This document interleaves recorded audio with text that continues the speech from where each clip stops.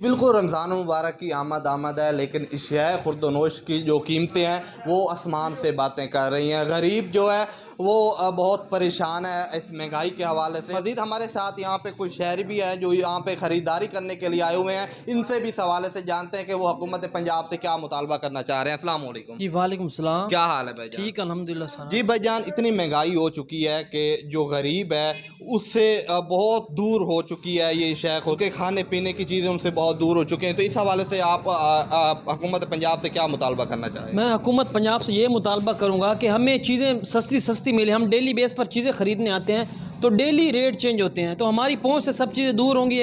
ہم حکومت سے یہ مطالبہ کرتے ہیں کہ غریب عوام پر نظر ڈالے اور ہمیں سستی چیزیں فراہم کرے تاکہ ماہ رمضان کے روزے بھی اچھے طریقے سے رکھ سکیں۔ تو حکومت سے یہ مطالبہ ہے کہ ہمارے بارے میں اچھا سوچے یا غریب عوام کے بارے میں۔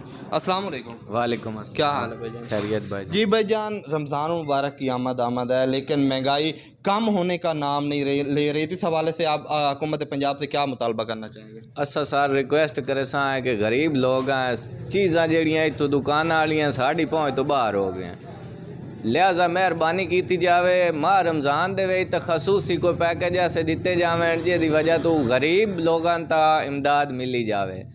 مہربانی اسی مطالبہ کرنے ہیں سر کہ ساڈے حکومت دے جڑے لواکین ہیں ساروں کو ساڈے نال مہربانی نال پیش آویں، غریباں دی ہیلپ کرے سو تا سر تہاڈی بڑی مہربانی۔